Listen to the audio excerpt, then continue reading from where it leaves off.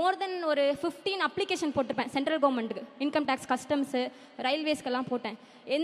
எதுக்கு ரிஜெக்ஷன் ஆகுதுன்னு இப்போ வரையுமே எனக்கு தெரியாது. இப்போ வரையுமே தெரியாது எனக்கு. ஏன்னா நான் எஜுகேஷனில் 2 டிகிரி முடிச்சிருக்கேன்.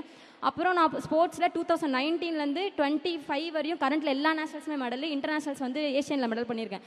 எதுக்காக என்னை ரிஜெக்ட் பண்ணாங்கன்னு இப்போ வரையுமே தெரியாது. நான் வந்து அப்புறமும் ரெண்டாவது டைமும் என்னோட நேஷனல் ரெக்கார்டை ப்ரோக் பண்ணேன், என்னோட ரெக்கார்டே. அப்போ வந்து நான் பெங்களூர் ரயில்வேஸில் கொடுத்தாங்க. தமிழ்நாட்டில் எனக்கு எந்த சென்ட்ரல் இதுலையுமே கொடுக்கல. நான் அப்போ ஹானர் பண்ணுறதுக்காக உதய் சார் வந்து அப்போ ஸ்போர்ட்ஸ் மினிஸ்டர், அப்போ தான் மாறின டைம், 2 months ஆகுது சார். அப்போ நான் போய் கேட்டேன், சார் இது மாதிரி எனக்கு தமிழ்நாட்டில் தான் ஃபெசிலிட்டிஸ், சென்னையில் தான் அதிகம் போல் வால்ட் பண்ணுறது. ஸோ எனக்கு வெளியில் போனால் என்னால் பண்ண முடியாது, எனக்கு தமிழ்நாட்டில் கொடுங்க அப்படின்னு சொல்லி அப்போ தான் 3% ஸ்போர்ட்ஸ் கோட்டான்னு சொல்லி ஓப்பன் ஆகுது.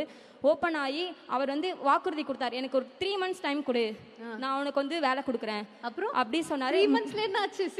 3% ஸ்போர்ட்ஸ் கோட்டாவில் முதல் பெண்ணா நான் வந்து அதில் அப்பாயின்மெண்ட் ஆகி டிஎன்பிஎல் டிபார்ட்மெண்ட்டில் வந்து ஆஃபீஸராக அப்பாயின்மெண்ட் ஆனேன். ஈவன் நான் ரயில்வேஸில் போஸ்ட் கொடுத்தாங்க, அதை விட 3 மடங்கு சேலரி வந்து இப்போ நான் வாங்கிக்கிட்டு இருக்கேன் சென்னையில் டிஎன்பிஎல் டிபார்ட்மெண்ட்டில்.